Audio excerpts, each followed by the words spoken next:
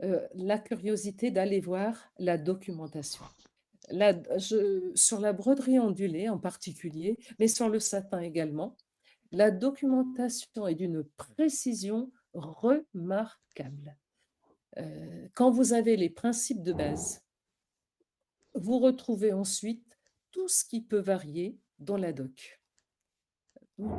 C'est vraiment la référence et je dirais que comme cette doc est faite par les gens qui travaillent sur le logiciel, au fur et à mesure que le logiciel avance, tout ce qui est noté en adéquation avec ce que fait le logiciel.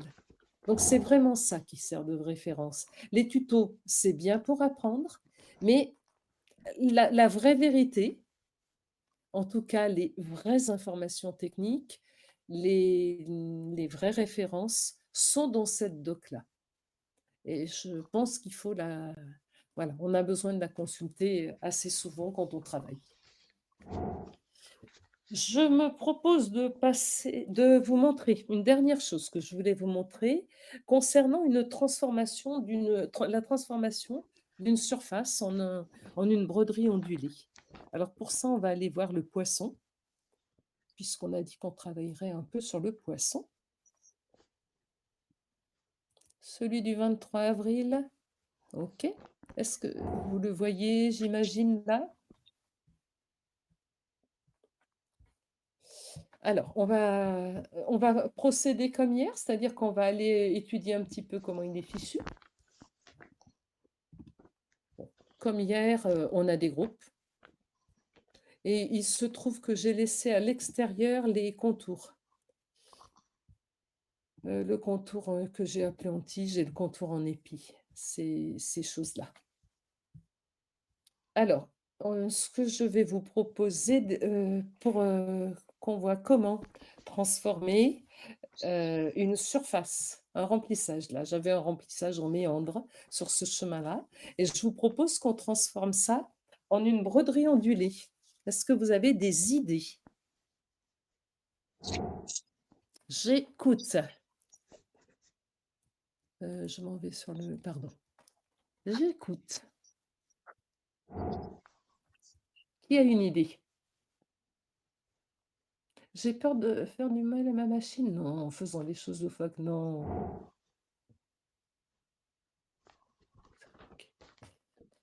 Alors, comment on la transforme, cette surface, en broderie ondulée? Bon. Même Claudine, elle n'a pas d'idée? Non? Alors, on n'ose pas dire de bêtises. N'importe quoi. Bon, alors, j'y retourne. Moi, j'utilise beaucoup ça parce que je travaille avec le module construction de forme. Et la construction de forme crée des surfaces. Ça, je vous l'expliquerai la prochaine fois. Donc, j'obtiens plein de surfaces. Et si je veux de la broderie ondulée, oui, j'écoute. Et si je veux de la broderie ondulée, il ne me faut pas des surfaces, mais des lignes. Donc, je vais prendre cette forme-là et puis on va voir comment la transformer en ligne.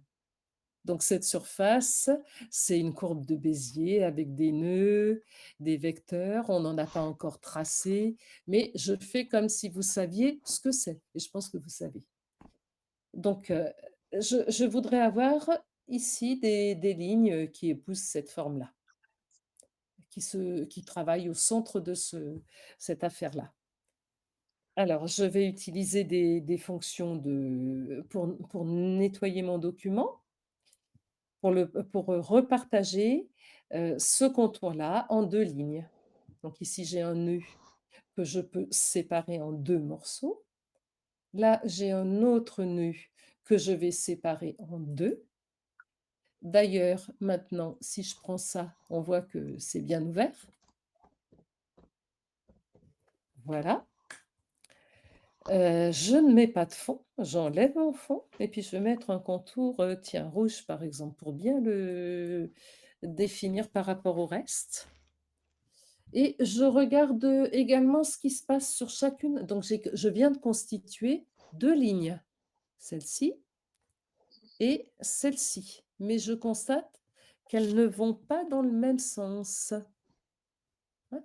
Celle-ci monte, celle-ci arrive par là.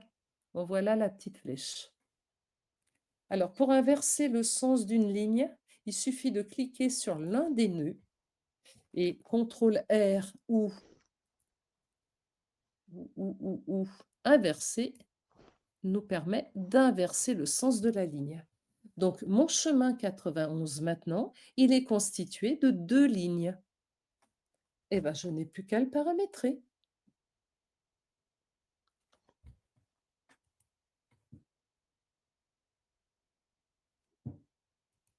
En broderie ondulée. Je vais vous expliquer pourquoi il fait les choses à l'envers là. On est d'accord là-dessus? J'ai bien une broderie ondulée. Alors, imaginez ça à 90 degrés. Je vais vous dire pourquoi c'est à 90 degrés. Heu, mon poisson, je vais l'exécuter sur un cadre qui est rectangulaire et malheureusement, il est rectangulaire dans l'autre sens. C'est-à-dire que la longueur ici, c'est la hauteur de mon cadre. Donc je travaille en fait j'ai retourné pour pouvoir dessiner le poisson et qu'il me parle vraiment, je l'ai dessiné en faisant tourner ma page. Mais en fait, mon poisson, il est à 0°, il va être brodé comme ça, à 0. Voilà. Mais pour travailler, je trouve que c'est plus confortable de retourner la page, dans le sens où je vois le poisson. Donc le renvoie, hop, à 90. Voilà. Bon, on va maintenant faire le tour des éléments que j'ai utilisés là-dessus.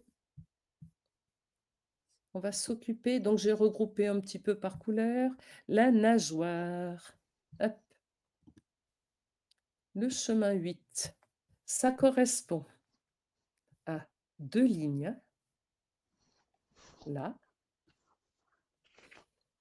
séparées, hein, elles sont bien séparées, avec des traverses. Et 2 lignes, on vient de dire que quand on a des lignes combinées comme ça, on peut obtenir divers types de broderies. On peut obtenir soit du satin, soit de la broderie en ondulé. Et comme il y a pas de marqueur apparemment, c'est pas un guide, c'est vraiment un chemin qui va être brodé. Alors on va regarder comment il était brodé. C'est une colonne satin, toute bête.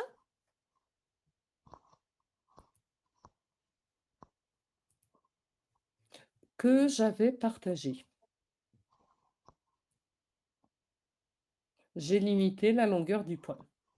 Donc quand ça fait 5 millimètres, le point est entier et au-dessous, il partage en 2. J'ai utilisé le partage par défaut et pas du tout un partage aléatoire.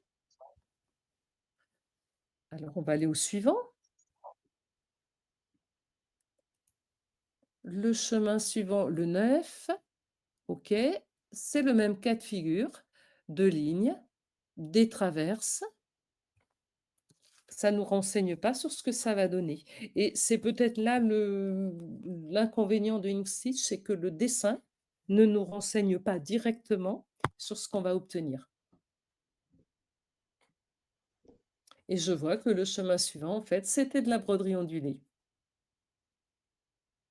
Donc en fait, à partir là sur ce poisson-là, on a j'ai essayé d'utiliser,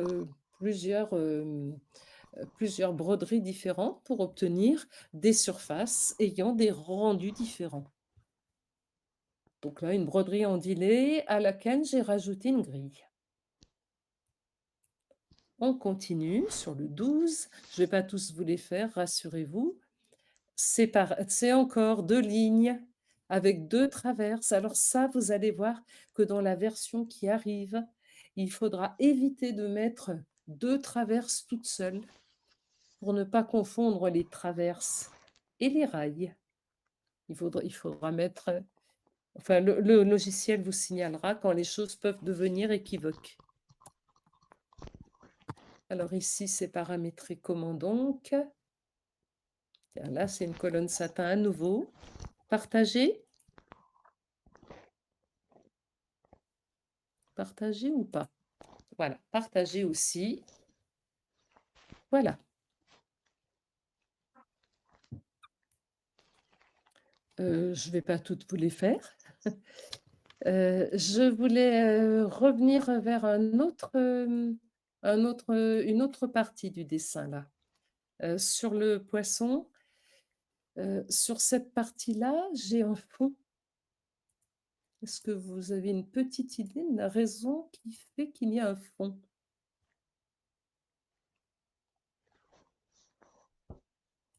Pour les ouïes, j'ai fait ce qu'on essaye d'éviter souvent, mais j'ai fait en sorte que ce soit possible.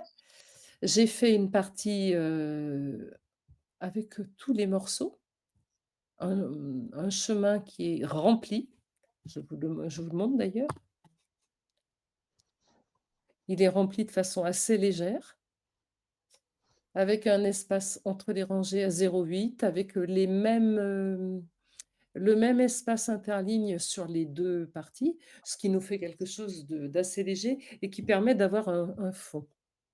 Et par-dessus, j'ai rajouté, des choses qui pourraient être des colonnes satin, à savoir 2 rails et des traverses.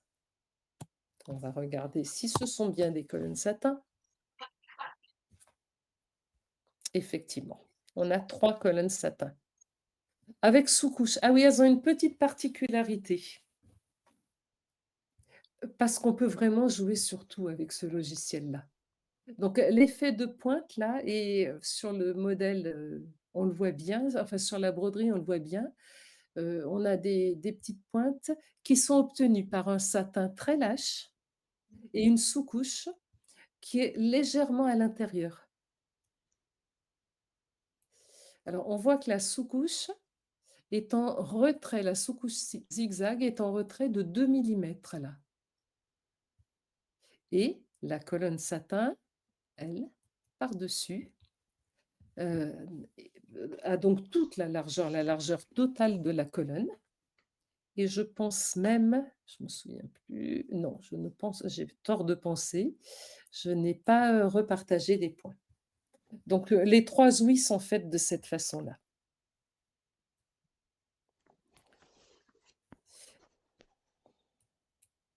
Je voulais également vous montrer un dernier point parce qu'il faut qu'on en cause. Ce sont les lignes de contour là. Alors on tracera, on verra comment on peut tracer des contours de forme entière, quand on travaillera sur quand on travaillera sur la construction de forme. Je voulais vous montrer comment on fait, on peut inventer des nouveaux points. Celui-ci, celui-ci, c'est pas ça. Ça sur le bureau, annonce de voilà. Celui-là, j'ai fait un espèce de point d'épine tout autour. Alors, je vais vous montrer comment je l'ai obtenu ce point-là. Alors peut-être va-t-on, je vais peut-être repasser, voir s'il y a des questions avant de vous donner des choses nouvelles.